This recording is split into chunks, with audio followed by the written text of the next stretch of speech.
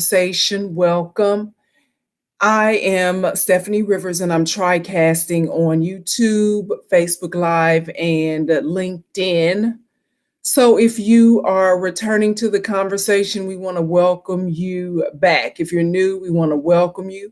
Be sure to like, share, and subscribe so that you will get this information first, so that you will know when I go live, which is normally on weekends. But there's so many things happening these days that I felt the need that to go live earlier in the week. And that's why we're here. We want to welcome you to the conversation. So, as you know, I've been trying to step up my game this year in 2021. I'm learning how to share my screen. I'm having guests on my journal. And so today I'm going to try to share my screen with you and just share with you some information.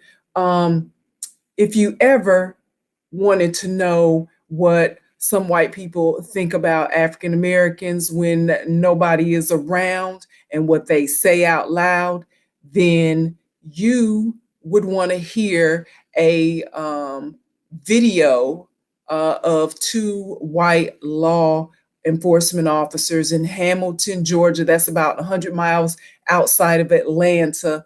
They had a candid conversation that went over what they feel about Black Lives Matter protests, how they feel about police officers shooting unarmed Black people in the back, what they thought about having sex with Black women. And so that's why we're talking about this today. Oh, and par for the course, they used the N-word, called Black people niggers, in and out of the conversation, which we know there's nothing new about rednecks calling Black people niggers. That's like a Tuesday. It just happens all the time.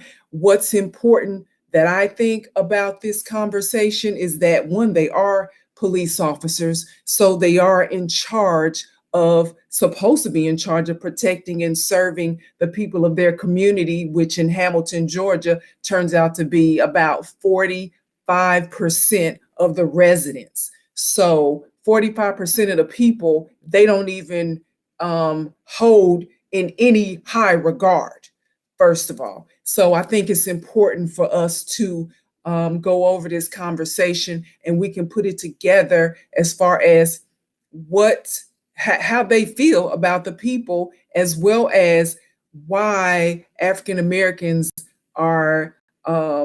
This proves a lot about what we're saying about legalized genocide of Black and brown people in America. So I'm going to put the link down here for you in the chat. And because I am TriCasting on different platforms, I might not see your live comments, but feel free to comment, and I try to go back in and comment. And also I'm going to give you my text information so that if you want to text me your comments, I can get those live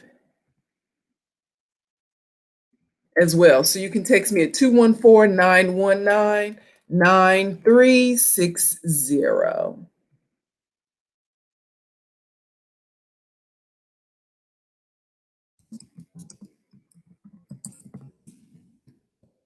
All righty. So I'm going to attempt to, and it's about a 9-minute conversation. So I'm going to show you the video, and then I'm going to come back and I'm going to tell you what I think and how this all lines up as to what is going on today with the state of African Americans.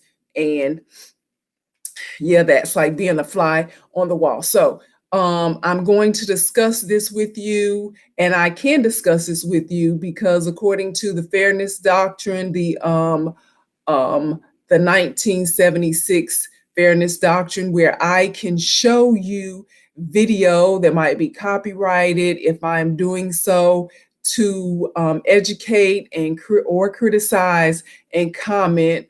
So that's what we're going to be doing under that doctrine. We're going to be discussing this video, what we're seeing and hearing. So I'm going to share my video, and then I'll come back to you. So here goes. Said, what they're saying now is, we didn't have to shoot him, it's just a taser. Then how come when you tase him, it's like you done killed him 27 times? The guy's running, he's got a taser in his hand, and you see him, and he turns, and you see him fire the taser at the officer. Okay, what would he have done if he had hit the officer? Go over there and get his gun and kill him? Yeah. Yes. Or what if one of them projectiles would have struck him in the eye? The act of him firing that taser at an officer is an aggravated assault because he has not been trained in the proper use. An officer, if I go to take somebody, I know to shoot low. I know what to do. He doesn't know. And that mayor up there, she's already fired the officer. And without a hearing. And she's pushing real hard. They say she's now the front runner to be Joe Biden's vice presidential candidate. You kidding? Because if I had to plug in there, I'd rather f the mayor than Stacey Abrams. Yes, sir. One day, Hamilton. Hamilton. She also has a gun.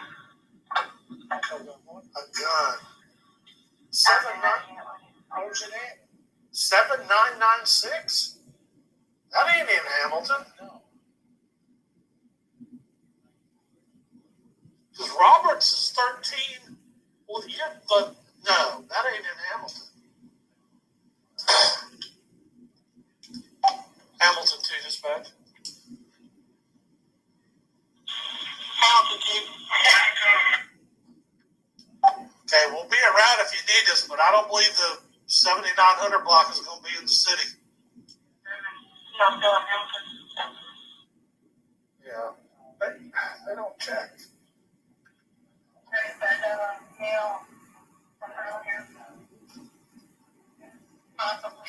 If they went out there earlier, then they know it ain't ours.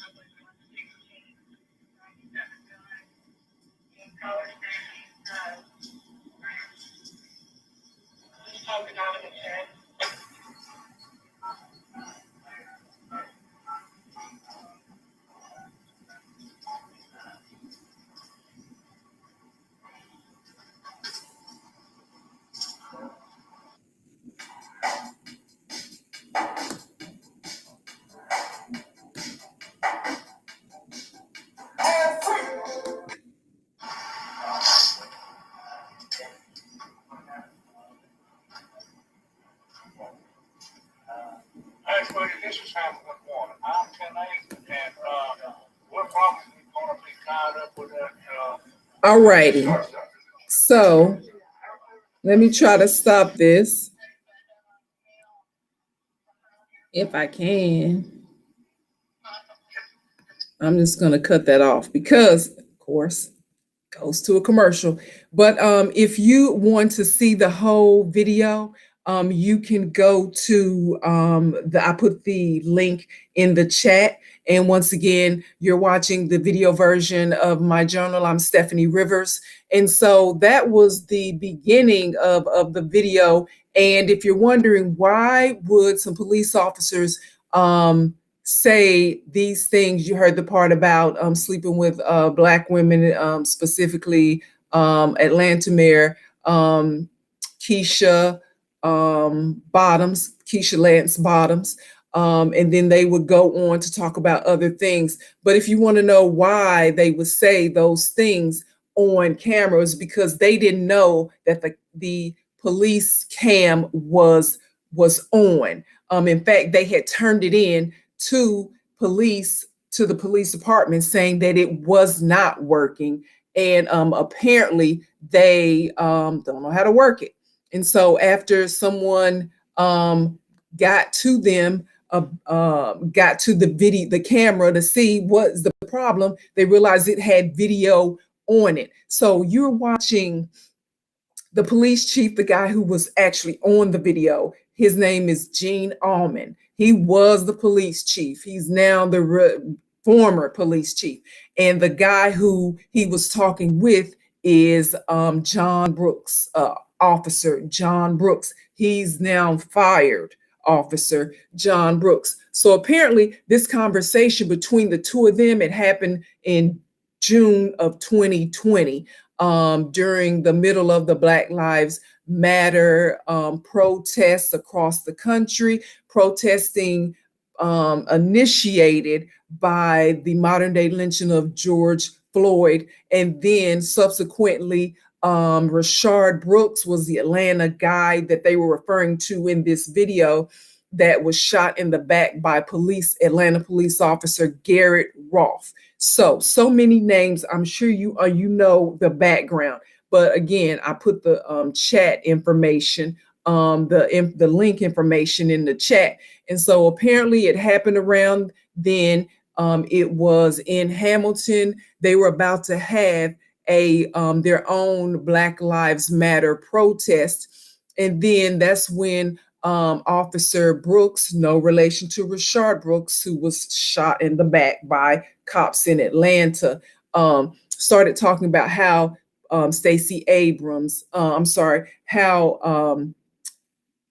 Mayor Keisha Lance Bottoms had fired the officer Garrett Rolfe, who had shot Rashard Brooks in the back. So they're making all these excuses for the cop who shot him in the back, coming up with all these dreaming up all these reasons why. Well, they shot him because if he would have tased them, then he would have gotten the gun and then he would have shot the police. And so to keep that from happening, it was justified for him to shoot him in the back.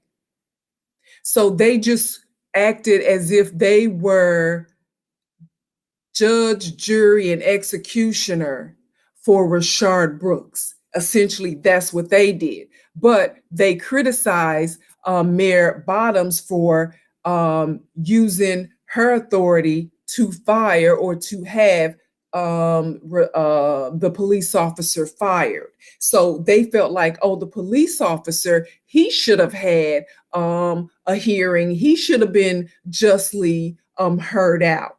But it's okay for him to shoot an unarmed Black man in the back. So now let's go to this. Oh, he had a taser. Well, police claim that tasers are used because they are non-lethal.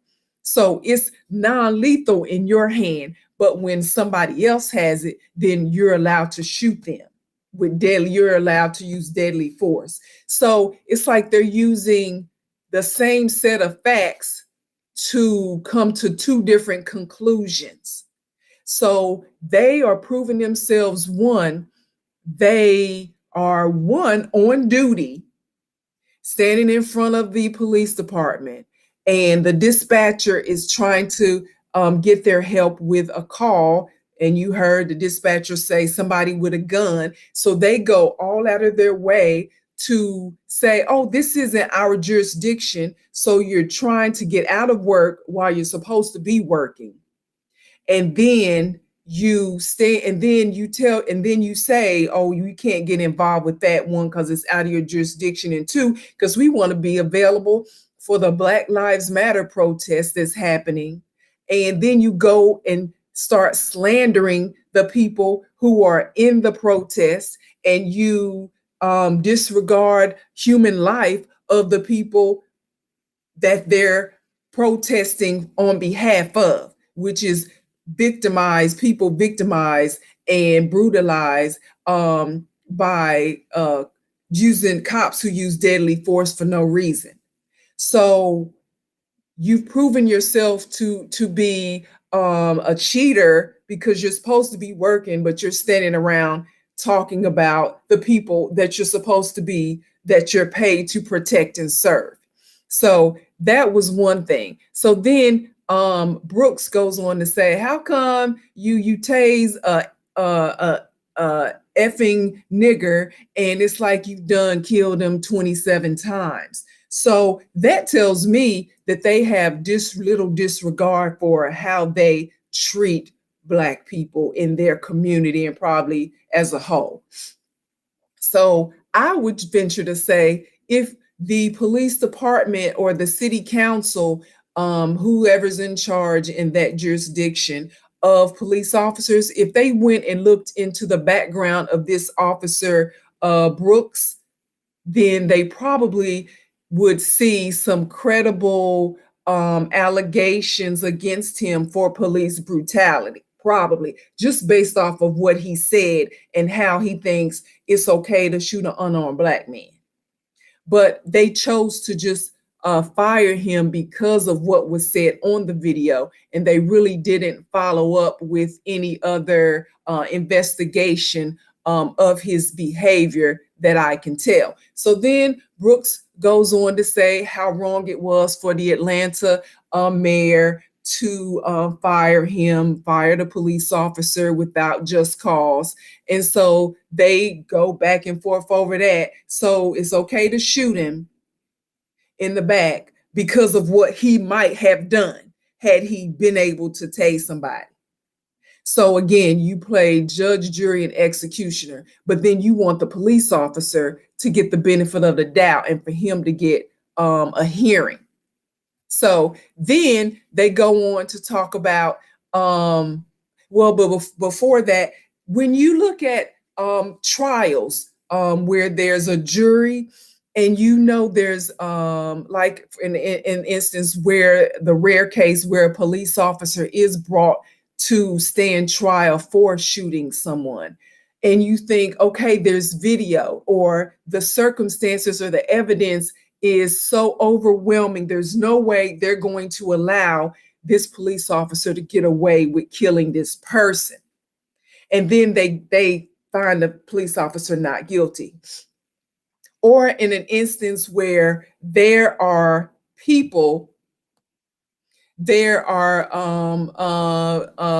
a Black person on trial for whatever, probably let's say murder, and then you say the evidence is so flimsy, how can they find this person guilty with the lack of evidence? And then the jury comes out and says this person has been found guilty, and you're like, what evidence are they looking at? It's because these jurors go into the situation with preconceived notions, whether it's preconceived that had this Black person been able to proceed, they would have killed, they would have stolen, they would have raped, they would have maimed. They already had that in their minds, just like these two white cops already had it in their minds what Rayshard Brooks would have been able to do had he been able to proceed. And just like jurors do that, they also have preconceived notions about a police officer being right or being justified in what he would have done. So that's how you end up having surprise cases where the sentence is just totally different, backwards than what the evidence shows or what everybody with common sense and eyeballs comes to a conclusion about. So that's how you end up having that.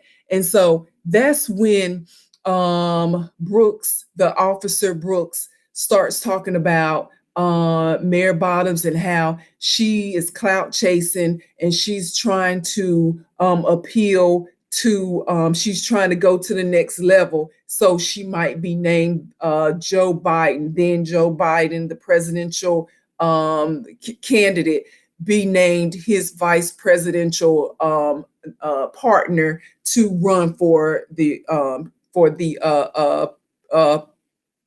presidency. So then it turns from a woman, the mayor, to it turns to, well, then it turns to sex. Now, there was no logical in my mind. There's no logical following, no not logical reason how you went from Mayor Keisha and she fired this police officer and now she's being considered as the vice presidential nominee or running mate for Joe Biden to, well, if I wanted to have sex with her, with a black woman, which he calls her the N word, if I wanted to have sex with the N word, then I would have, I'd rather have sex with Keisha Lance Bottoms than Stacey Abrams. So that says to me that white men, when they look at black women, they automatically think about us in a sexual way. And it has nothing, they don't think about how nice you look. They don't think about your skill set. They don't think, and I guess maybe some of you might think men are like that in general. But what I'm talking about is there was no logical reason for them to go from talking about the mayor firing a police officer to, if I was going to have sex with a black woman, I'd rather have sex with the mayor than Stacey Abrams. It's like, where did that come from? That's because that's how white men think when they think about black women. They don't think of, they already think of us as less than, because he called it an N word. But still, if I'm going to have sex with the N word, then I'm going to have sex with her. So that leads me to believe that they naturally considered Joe Biden. That's my question. Did Joe Biden think the same thing when he was looking at which black woman was he going to choose to be his vice presidential running mate? Did Kamala Harris win out because to Joe Biden, she was her sex appeal was more appealing to him? And because, she's already married to a white man. So that said to Joe Biden, she would be open and for that if that comes up. You see what I'm saying? That's my that's the only train of thought that I could think of when you go back to the conversation with these two white guys, these two white police officers. So here's a question to you. What do you think about interracial dating? What do you think about interracial dating?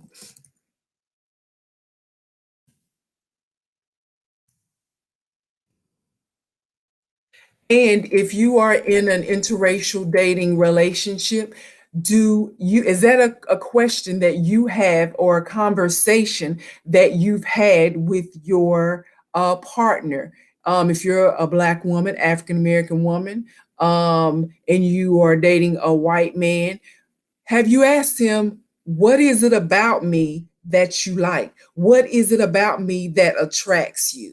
And that's a question that I ask any man that I'm dating.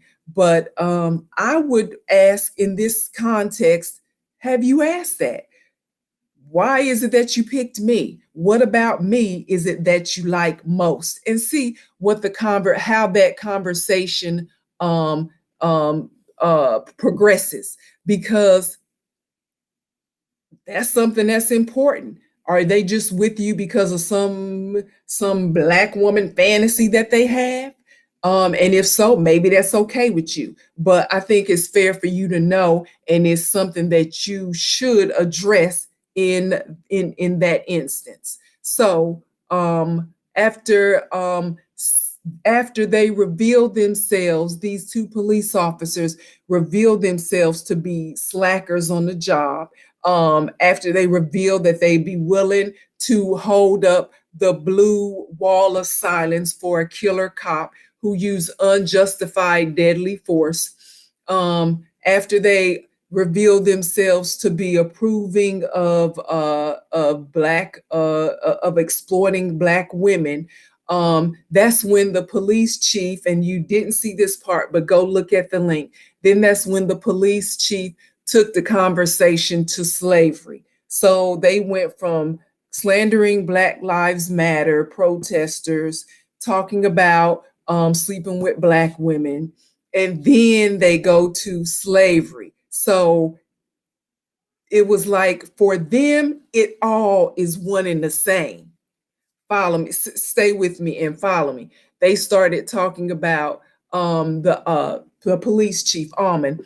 He said, referring to Black Lives Matter protests, he called it uh, the F word. He said it's a effing protest or MFing protest because they bleeped it out instead of letting us hear it. But the police chief goes on to say he understands that he said he didn't understand. He didn't understand why black people are still upset over slavery. It's been what, 200 effing years. Actually, it's been 450 years. But if he can't work a camera, then it's probably not far-fetched that he can't do simple math. So he messed up on the math, but he went on to say how he didn't own slaves. His family doesn't own slaves.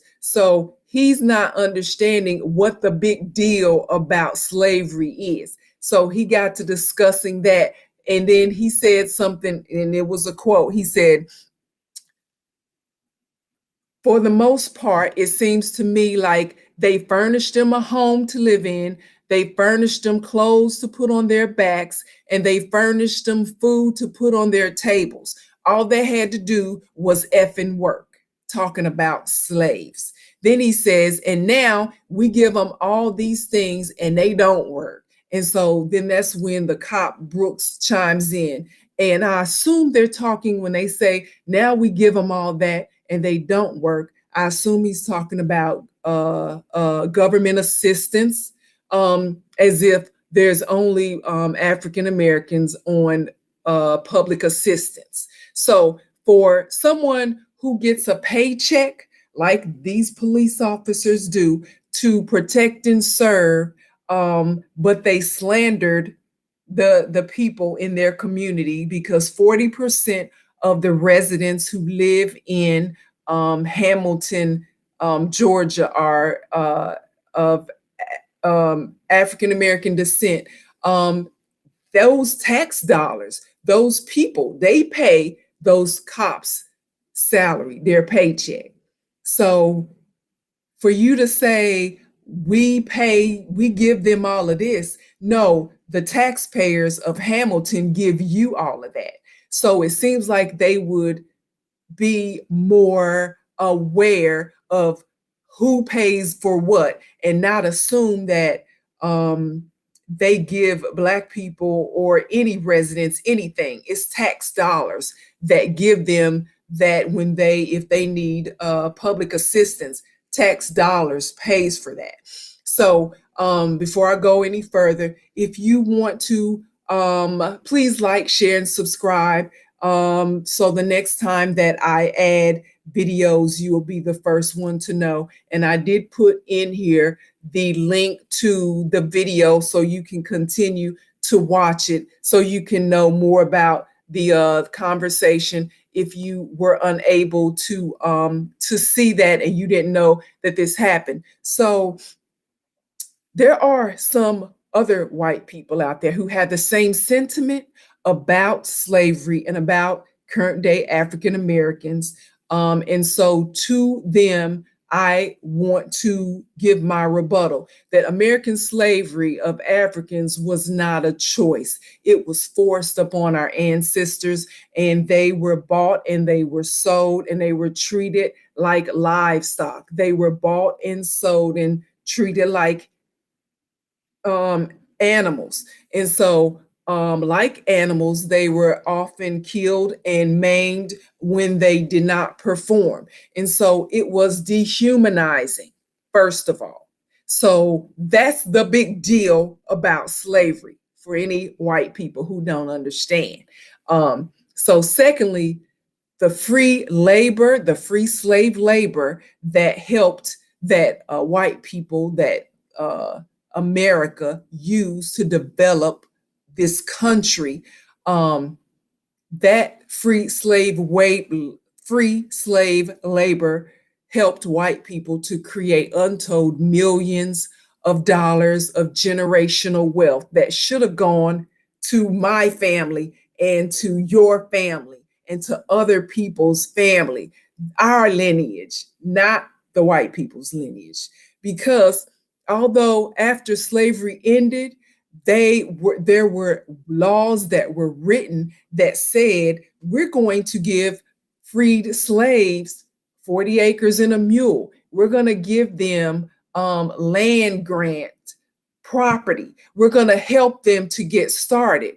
The law was in place, but the white people in charge of the law did not follow it and did not give us our 40 acres and a mule. And it continued on to the point where the white people didn't abide by the rules. They never gave the former slaves what they were supposed to get started.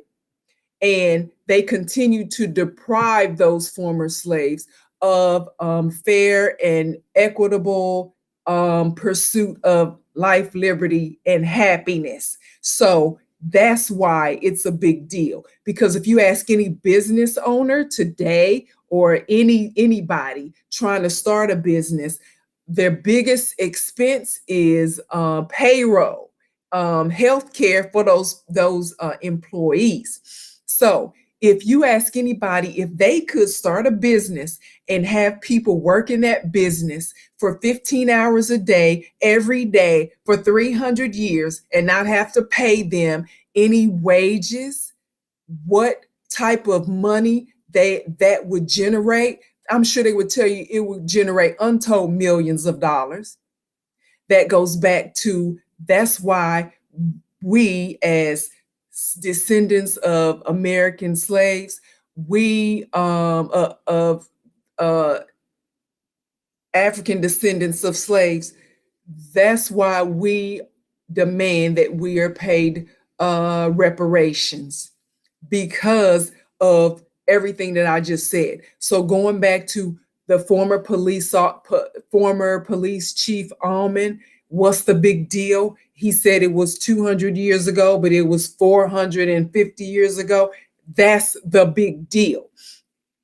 So, yeah, y'all owe us. Now, some of white people think, well, no, we just don't see why we should pay you reparations. The same reason why you paid Native Americans reparations, because you took their land from them, you stole their land from them, but you paid them reparations at some point. When you look at the Japanese Americans, they got paid reparations because during World War II, they were imprisoned in camps by the federal government, and eventually they were paid reparations. Let's talk about modern day reparations. When you look at the survivors of 9/11, they have there was a fund set up for them from the government, and they got to split, the survivors and family members got to split, I think it was $60 million.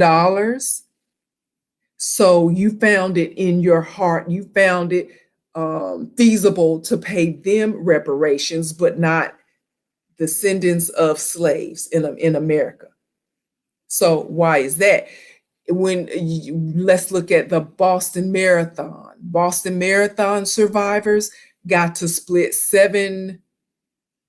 they got to split about $60 million, the Boston Marathon survivors. It was the 9/11 victims who got to split $7 billion with a B.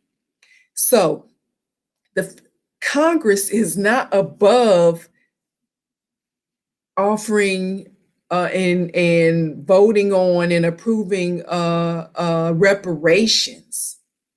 It's just when it comes to African Americans, Black people in America, then they always come up with these reasons why, the rationale for them as to why we don't qualify for reparations. So that's why people like former police chief Almond and fired Officer Brooks and any people who don't understand why African Americans, descendants of American slaves, should get reparations. That's why. So, presently, if you are watching this and you believe that we should get reparations from the federal government, I want you to go to this is the call to action. I want you to go to your representative, your congressional representative, even if it's in the state, but certainly the federal government, and tell them to support Texas Congresswoman Sheila Jackson Lee's HR 20. Her House Bill HR 20, it is to approve a study to, and I know we always studying stuff, but that's where it starts. She has proposed a bill to study what it would take to set up reparations for African descendants of American slaves.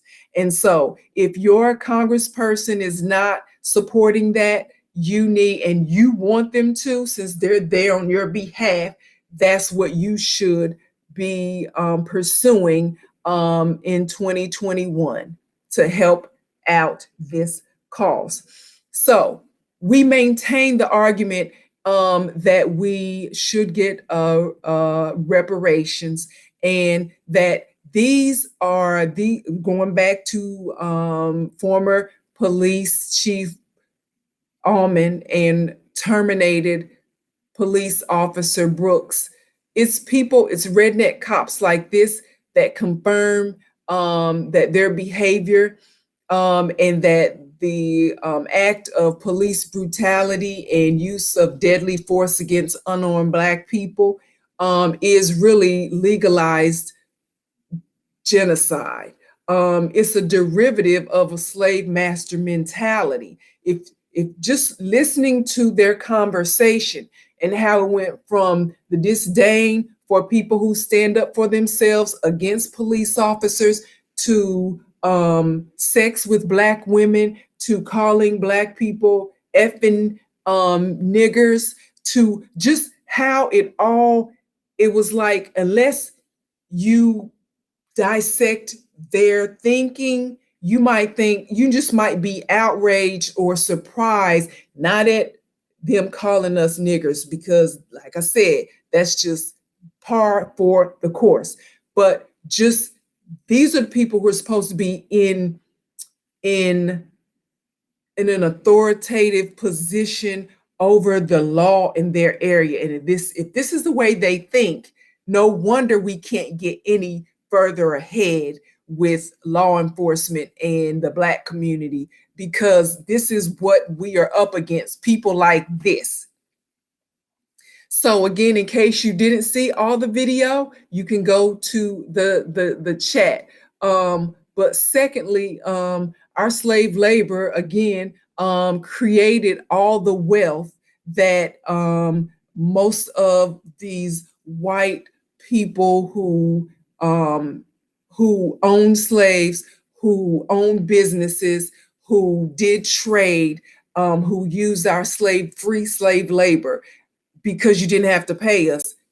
That is what helped you to create your generational wealth. And yet you wonder, why is there such a disparity in property, in people getting ahead with business ownership? It's because of the generations of us not getting credit for, of us not getting paid for our sweat equity. And that over time creates the prosperity gap and the wealth gap that we now see today, 150 years after slavery was stopped by the Emancipation Proclamation. But of course, that didn't really end it, but that was the beginning of the end. And then it just turned over to be other ways of keeping African Americans separate, when they tried to start businesses and own land, and to go to college and go to school and teach their kids. So it's just so many different avenues that have been blocked just by racist white people in charge of the system. So anyway, I just wanted to explain that, because sometimes we look at videos, we look at things, and then we talk about it, but we don't address the underlying issues, and we don't allow the white people around us who might genuinely have a concern or have a question, or genuinely be they might genuinely understand what our position is. We block them, or we are so busy being upset about what was said and done that we don't engage them in a conversation. And so that's why it's important for us to engage in a conversation and just talk it out. And so we can try to move forward in our plans to make a positive change in where we're trying to go together. And so trying to think, is there anything else? Well, yeah, there's one last thing. I know that if you were to ask these two police officers or law enforcement officers, they probably would have never thought that their own ineptitude in technology would be the reason why they got outed, and that they are forever in the spotlight for how they really feel. But I bet you the next time they want to have a conversation, they're certainly going to take a class for dummies on technology. They'll never say anything like that again without making sure that the video is not recording. But this has become their resume for them moving forward in whatever they do.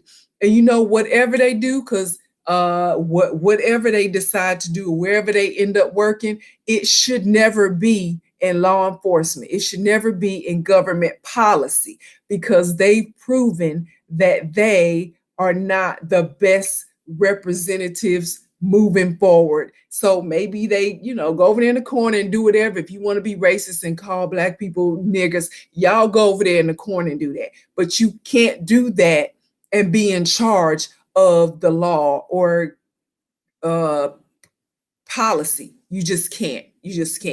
So let's make sure that happens, that they are never in charge of creating policy or never in charge of the law, by keeping this video abreast. So share the video, like the video, and let people know what's going on down in Hamilton, Georgia, with these two law enforcement officers. And let's keep shining a spotlight in the darkness. And that's it. Like, share, and subscribe to my channel, so the next time that I post, you'll be the first one to know. And to find out more about the things that I care about, go to the written version of my journal. That's at eurweb.com. Thanks, and have a super day.